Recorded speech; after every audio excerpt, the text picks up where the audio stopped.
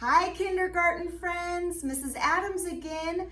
I am so excited to draw a turtle with you this week.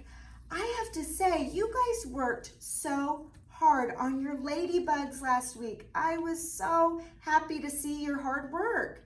Great job. I can't wait to have you guys in my class. I see a lot of artists here. So today, like I said, we are going to draw a turtle. We're going to draw a box turtle. That's his name. That's the kind of turtle he is. And you can actually find box turtles right here in Oklahoma. So we are going to draw today together again, just like we did last week. He has a few more steps to him. We're practicing our drawing skills. We're practicing our listening skills and our coloring skills. So I want you to get your art paper that you got with your take-home packet, and I want you to get something to draw with. I noticed some of you last week drew with markers. Awesome. Some of you drew with pens. Great. You draw with whatever you have available. So you're going to get your paper and your drawing pencil or pen or marker, and we are going to begin just like last week. You're going to follow along with Mrs. Adams, okay? So this week we're going to start with the bottom of his shell. We are going to start with the bottom of the turtle shell. If you make the bottom of the turtle shell way up high on your paper, you're probably not going to have room for the rest of him, okay? He'll fall right off the top. So I want you to go more in maybe the middle of your paper or down a little bit. Oh, and I forgot. You can have your paper sideways today or up and down. I kind of suggest sideways like this, because you'll have a little bit more room to fit your turtle on. But if you want to try to squeeze them on up and down tall, that's fine too. It's up to you. So anyway, we're going to start, like I said, with the bottom of the turtle shell. And look, there's a little bit of a curve to that, okay? So we're going to make just a little bit of a curve line. It doesn't go way deep down like this, like a smile face. It's just a little bit of a curve line. So let's practice that now. I'm going to look in the middle of my paper, and I might even want to go down just a little bit. And I'm going to make a curved line for however big you want your turtle shell, but it didn't dip way down, did it? It just barely curved. Now we're going to practice something, kindergartners, that we do a lot in our class. We're going to double that line, which means we're just going to copy that line, just double it right on top. I'm going to draw it exactly the same way, just a little bit higher. So watch. We're going to double this line. We're going to draw it again, follow it, and copy it, okay? Then we're going to make them touch on both sides. I'm going to make one side touch with a short straight line. On the other side, I'm going to make it touch. So this is the bottom part of our turtle shell. Now we're going to make the top curve line. This is how high your turtle shell is going to be. Box turtles, they have kind of a tall, what's called an arch to their back, kind of a tall curve line. So some turtles have more flat backs, and those turtles are usually like water turtles that spend a whole lot of time in the water. Box turtles spend a lot of time on land, so they have a bit of a taller back, kind of a cool fact. So we're going to start on the end of our shell, and I'm going to make a curve line that comes up. I'm going to watch where it's going, bring it down and touch. See how it touches both sides? So I'm going to make it curve up, back down and touch. Now we're going to make his little head sticking out. What else is really cool that I read about box turtles?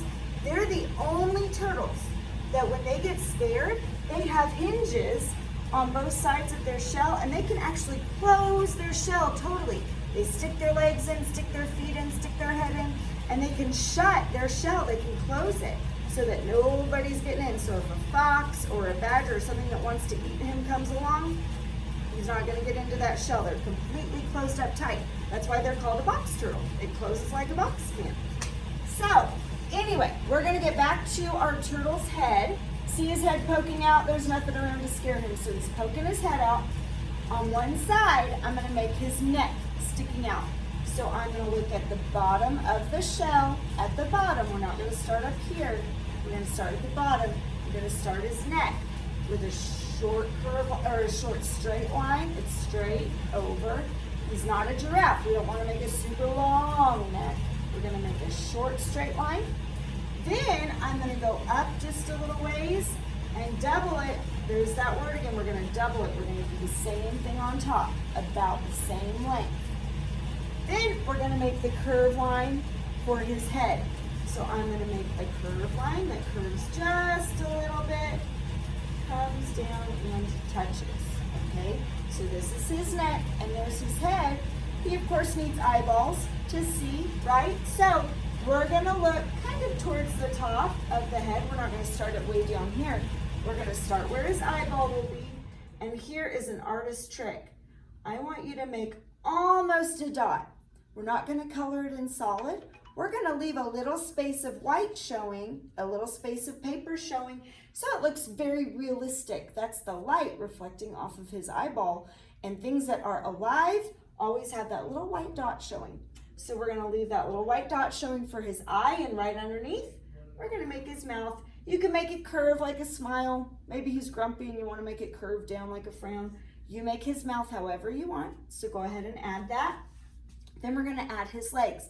Turtles have 4 legs, but because their legs are kind of thicker and their body is wide and you don't really see all the legs, we're just gonna see 2 legs, the 2 legs that are closest to us.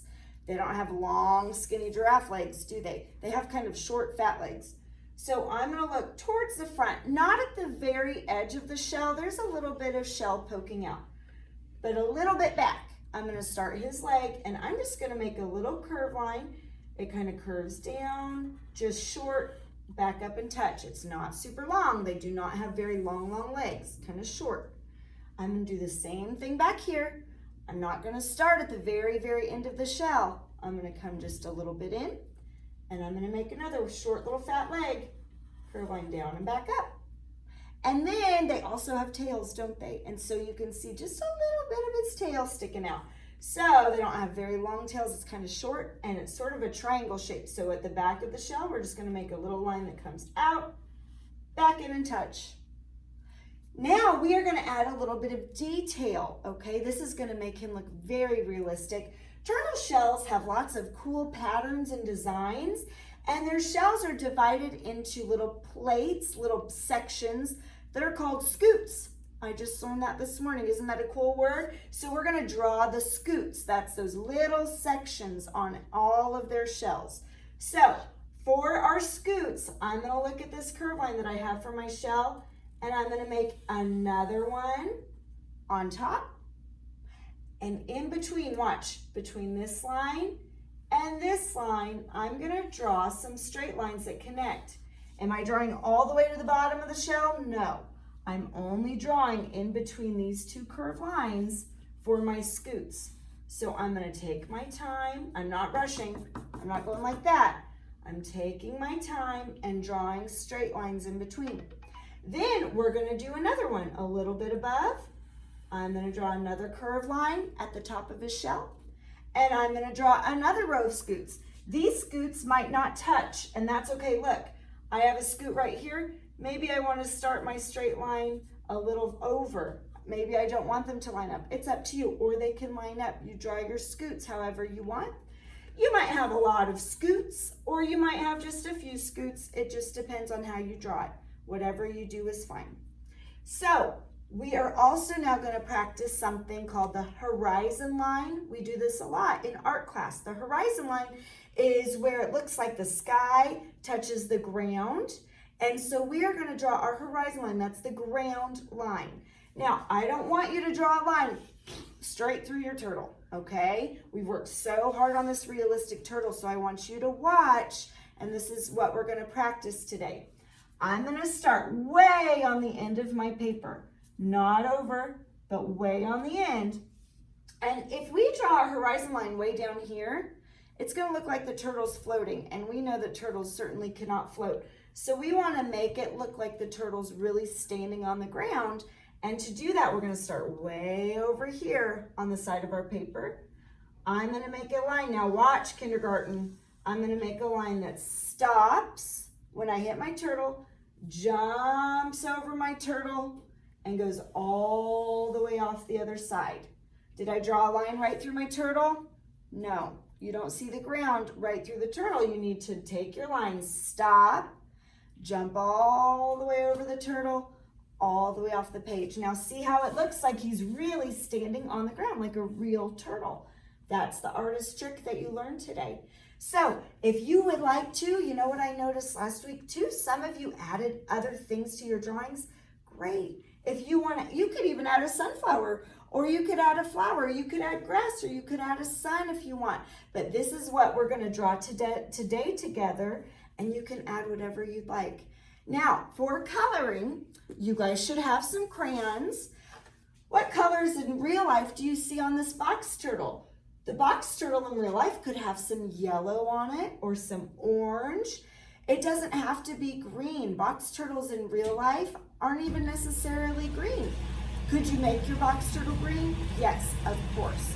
But if you want it to look like a realistic box turtle, maybe you want to add some orange designs on his scoots, and I could add some orange patterns, or you could add some brown or some gray. If I look at these pictures, there's even some brown or some gray on their skin. Now friends, of course, if you want to color him all solid green, like what we think of for turtles, you can do that. If you want to color him pink and purple, you can do that. It's art class, you can't get it wrong. But I do want you this week to really color in solidly, okay? I don't want to see any scribble scrabbling like this. I want you to color in very solid. Even if you make a pink and purple turtle, I colored so solid I broke my crayon. Even if you color a pink and purple turtle, I still want to see you practice your solid coloring skills, okay? So that is it for today.